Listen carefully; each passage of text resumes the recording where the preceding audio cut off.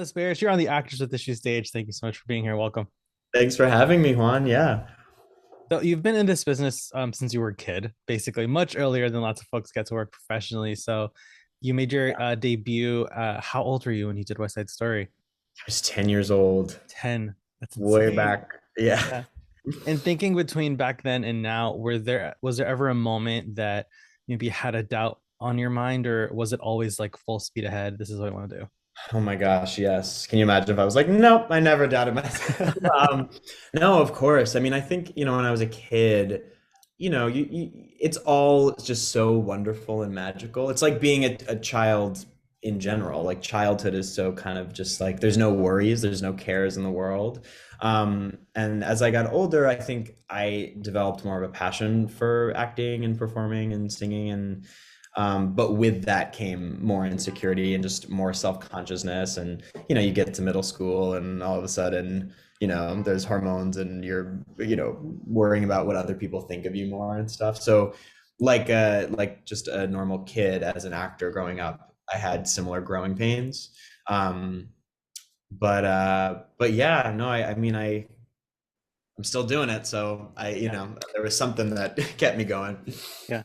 It wasn't until I was doing my research that I realized I actually saw you perform once and I have my playbill. I saw you in Edwin Drood No all those way. years ago. Yeah.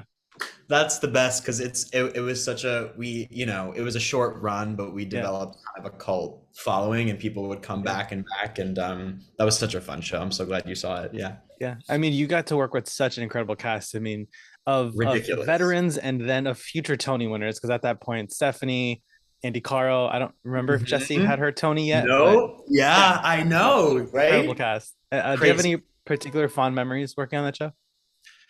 Cheetah Rivera. Two words. Cheetah Rivera. I of course knew she was a legend and an icon, but I was 14 years old. So like how many years can you worship Cheetah Rivera when you're 14? So I think I had an easier time being around her than maybe some other people Yeah. because she was kind of just like a grandma kind of fairy godmother figure to me. And the show at the end, it's very complicated, so viewers won't Oh yeah. understand if you don't know the show, but it's based on the Charles Dickens novel. And for this musical version, the audience chooses the ending. So one of the things that the audience decided on was who to pair up as lovers at the end, and it's by applause. So that they'd put all the gents out and all the ladies, and people would applaud for their favorites to see who would pair up. And me and Cheetah got paired more often than any other combination, which is hilarious because she's 80 and I was 14. But that was and just like complete pinch me, like out of body experience. And she was just such a beautiful person, and I learned so much just about just being in the room with her. And then fast forward to more recently with Hadestown. We Mhm. actually had your co-star Morgan on our show. Oh, I no think way. about 2 years ago. It was rather early on Okay. it in the podcast. Was that your first time as like a lead on a show of that on that level? Yeah, it was definitely my first like leading man Mm. role. I had done Huck Finn at Big River, but that was kind of this very short run, and this was definitely the hardest, biggest load to carry, and also to tour as well as doing the show was yeah a huge endeavor. It was also a dream role of mine, so I was just completely geeking out for the first few months. Actually, the whole experience. I was geeking out. I was a huge fan of Aeneas and the musical. So yeah. Yeah. And we, with any size role, whether it's like a co-star or a lead, I'm sort of a firm believer that there's always a lesson to be learned during that time. So what would you say you learned while you were on Hadestown? Mm, I think I really learned how to take care of myself because I was forced to. You're kind of it's almost like survival mode on the road because you land in a new city and you have to figure out, first you have to uh, learn where the theater is, where you're living, adjust to a new city, find places where you can get food, meet the local crew, figure out how your voice carries in that particular house, stay healthy, make sure your mental health is good, your physical health, your vocal health. So I think I learned how to just like um power through and and stand up for myself when I needed a break or when I needed help, you know, because I was Mhm. forced to adapt. And so yeah, I would say self-care. I learned a lot about self-care. Yeah. I feel like the last couple of years, I remember especially early on with the podcast, folks were realizing how bad they were at self-care in like April 2020. They're like, wow, I haven't Mhm. put on a face mask in over a year, or Yep. sat and just watched something, read a book. It was always like, the actor's grind, the life that we're sort of conditioned Yeah, to think that you have to have. totally. And society just saying like if you're not productive and doing a million things a day, then you don't matter as much. It's like Right. we're like trained to kind of believe that. And and certainly as an actor, that grind and hustle mentality doesn't help. So I think, yeah, the pandemic, I also forced people to kind of reevaluate in that way and how they were treating themselves. So Yeah. Definitely just sort of forced us all to like slow down and take a moment and yes, evaluate and sort of, do some troubleshooting. What's working, what's not working. Yeah. exactly. Yeah. Yeah. And, diving into the issues, given the name of our show, Hmm. what's an obstacle or like a hurdle that comes to mind that you've overcome or that maybe you're still dealing with, you can shed some light on? Yeah, I was thinking about this before coming on, and yeah, I think with anything, it's often for me battling with myself, my own insecurities, and my own self-doubt. We touched a little bit on that, but I'm very kind of goal oriented and productive oriented, and like I like to work hard to feel like I've earned whatever good thing is coming my way, or whatever job or whatever opportunity. And especially working on Riverdale and doing more TV now, um, the what I've learned is that relaxation is actually so key, and kind of just letting go, which as a theater creature, there's more rehearsal, there's more discipline, you're getting up and you're doing it again and again and again, and you're kind of going towards this result that you will then do 8 times a week in front of an audience. Whereas with TV, you do some prep, but then you show up and it's kind of you're in the moment, you're working with your collaborators, you're getting notes, you're kind of discovering stuff in the moment, and then you move on. So it's all you have to kind of let go of that kind of like you can't white knuckle it, you can't muscle it. Yeah. And I have a habit of wanting to, I'm what they call a recovering perfectionist. So I want it to be perfect. I want it to be exceptional. I want it to be amazing. And one of my teachers, Bob Krakauer, says, don't let perfect be the enemy of the good, which I think has really helped me. Like, go for good. Don't go for perfect. Perfect doesn't exist. So that's something that I've gotten better at in the last couple of years for sure. But I'm still working on it. Yeah. And speaking of Riverdale, I mean, that's your latest booking or latest, at least what's airing. Because I know, we book things and film them, and then sometimes it takes like 2 years to for anyone to see Yeah, them. But seeing as Riverdale has been sort of a staple on the CW and just sort of in pop culture. I mean, it's been around for over 100 episodes at this point, and that just yeah. doesn't happen. Shows don't have I these long know. runs anymore. But yeah, joining the cast this final season, did you feel a sense of pressure, or was it just like, this is it, final season, let's just have fun? Oh, absolutely felt pressure. I did not expect to get this role. I found out later that Roberto, the showrunner, had seen me in some plays and stuff, so that certainly helped my chances in getting the role. But no, I felt a lot of pressure. It's the final season. It's this. Here we go, sirens. New I knew York, they would baby. come at some point. But yeah, totally felt pressure. Got to set, and it's this big set, and like you said, it's a pop culture phenomenon. There are these faces who I've just seen on billboards for the past 6 years, and all of a sudden I'm doing scenes with them. Like you kind of like leave your body, and you're like, this is surreal. But the set and the environment could not have been nicer. Everyone was so generous and kind. I had known Casey Cott briefly previously, who plays Kevin on the show, and he really was this wonderful conduit and introduced me to everyone. And it's just a lot of good people on that set. So it then became just a me problem, because that I had to work through my own nerves. Yeah. Because certainly they did not make me feel that way at all. I've heard very great things about that show in particular. The cast and crew are just like the Yeah, loveliest people, and yeah, it's a small show. And like the musical yeah, episodes can get very big and sort of larger yeah. than life, but generally it's small, so it feels very Mhm. intimate. And a lot of these actors have not grown up together, but it's been like six or Yeah, they seven years. have.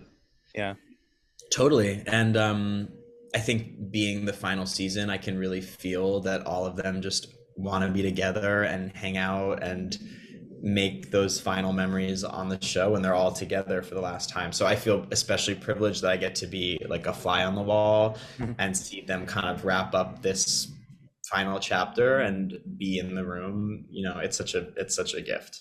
Yeah. Yeah. And what have you noticed are like some big differences with an actor's process between television and theater? You did sort of touch on it already Yeah, I with touched a little that on it. I think repetition. I have wonderful teachers and coaches, by the way. Bob Krakauer is one of them. Jess Cummings. I work with her pretty much for like every episode and every scene, and we just go over it, and she's wonderful. And it's just great to have someone who is incredibly smart, but also can be a great sounding board and also kind of an actor therapist because I'm out here in Vancouver, I'm alone. I do have a local friend, but it's scary to step in and have these major scenes and with people who've been on the show for 7 years. I don't have that experience that they do. But I think process wise, it's different because you can't. Another one of my teachers, to quote Wendy McKenna, has said you can't screw the lid on too tight. Whereas in theater, you want to achieve a result that is sustainable every Mhm. night. That's gonna get that laugh. That's gonna knock people's socks off in that production number or whatever. Whereas on TV, you're kind of looking for the mistakes, you're looking for the spontaneity, you're looking for those little moments that you're only going to catch in that one take that maybe the editor will use a month later and piece that together. And it's like, you're very much a small piece of this puzzle. So both are so wonderful and challenging. And hopefully, I am getting better at this medium just by doing it more and just trusting that it's all going to come together and I don't have to be perfect. No take really is perfect. I was just doing a tape last night for an audition for something, and for auditions you do kind of want a really strong take. You're kind of going for, you want to kind of show off yourself and but also hit kind of different points and make sure that the scene is working. And so I think, interestingly, that can feel um, I can feel more pressure in those scenarios. But yeah, that I would say is the main difference. Yeah. I feel like with self tapes, actors are sort of forced to not just be the actor, but also be your editor and your director and your grip and your lighting guy and all and Yeah, everything. And there's that added tons of pressure. You want to send your best take. And it's like, yeah. well, if it's if you're auditioning for a co-star and the line is here's your check, how many versions of that can you get? Listen, I know for me, I mean, and I think some other actors feel this way. Like those are the hardest Oh yeah. because you're like, did I do it? Did I do Yeah. it? Is this line, should I do it 30 times? Am I ever gonna get it? Um, but yeah, I mean, I know it's a hot topic right now, self tapes, and um, I'm not going to necessarily take a side, but it is a challenge.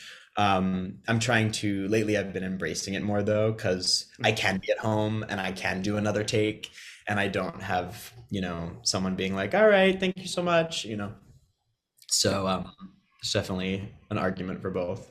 Yeah, I definitely see both sides of that sort of that argument, and of course, the folks who are being asked about it mainly are like veteran actors who book Yeah. recurring roles. Like, of course, you miss being in the room, but Right, right, for right, those co-stars, you take the hour trip into Manhattan or whatever if to read two lines, and it's a straightforward scene. So they're just like, okay, thank you, and then how many right. redirects are you gonna get in that 10-second Totally, totally. take? That's a good point too. Yeah. And in these, 14 plus years that you've been working professionally, what have you noticed are like some of the biggest things that have changed in the industry since you first got started? Hmm. I mean, that's a big one. Self-tapes. I mean, I remember when I think maybe my first self-tape when I was maybe 12 or 13, and it was a new thing. And I remember my manager, Lisa, at the time saying, I know, they're asking for you to do it yourself. And it felt very much like, oh, you do it yourself. It felt almost like a school project. I'm so sorry. I'm gonna okay, it'll be okay. It'll calm down. So yeah, I remember it was kind of, we were all like, what? And at the time, I was, of course, living at home with my parents, and we were hanging sheets. This was before bendable backgrounds, people, and ring lights. Yep. So we were, yeah, exactly. So I just remember it was a nightmare. It was an absolute Yeah. nightmare. So that's definitely changed. Of course, the pandemic changed lots of different things. But I was just talking to someone yesterday who is an actor, and he's never been in person for a TV film audition. He's only Wow. and so there's the generation now who don't even know what that is like. Yeah. Um, so yeah, I would say that's a big major change. But I'm sure more will change, and I'll pick up on it more now that I'm an adult. I can, yeah. It's interesting because my first reps were not from New York. They were like in Atlanta and Nashville. So I was used to not being in person because all of those were tapes. I think I've only been in person for TV film maybe twice in like 6 years because of that. And then for theater, much more because they want to hear you with the accompanist and you stay for Wow. the dance call and all of that. But yeah, it's Yeah. just been such an uh, interesting journey the last couple of Yeah. years for everybody. And taping for theater is probably can't curse, but it's a mind bender.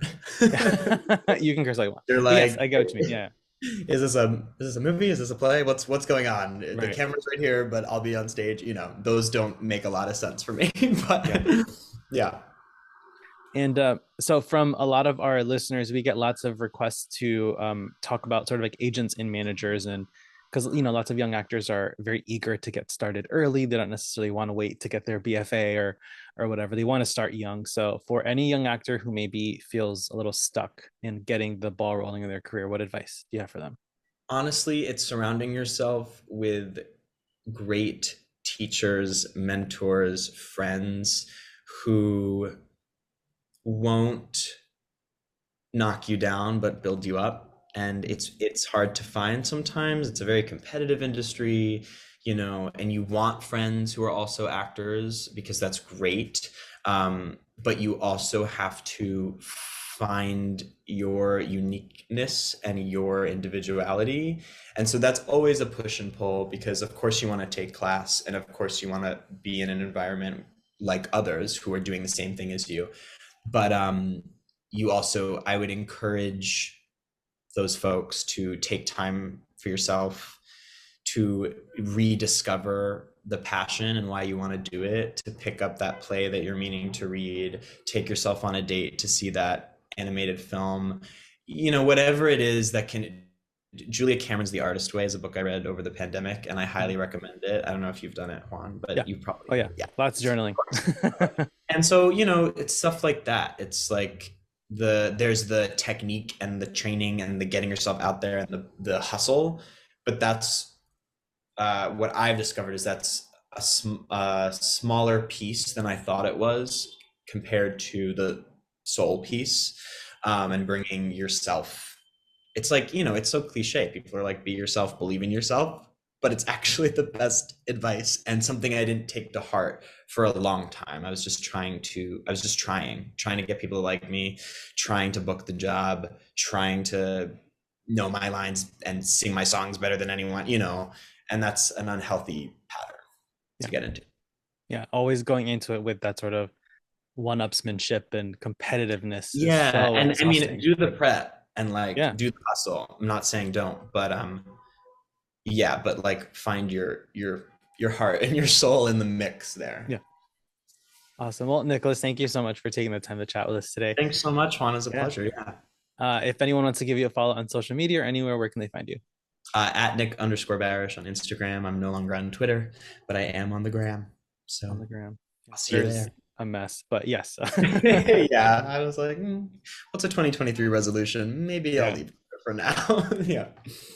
Awesome. And folks, you can give us a follow on Instagram, Actors with Issues. Give me a follow at Juaniel Official and subscribe to our show on YouTube, Spotify, or wherever you get your podcasts for new episodes every Monday and bonus episodes throughout the week. And you can catch Nicholas Barasch on Riverdale Wednesdays at 9 p.m. Eastern on the CW. I'm Juaniela. This is Actors with Issues, and we'll see you next week.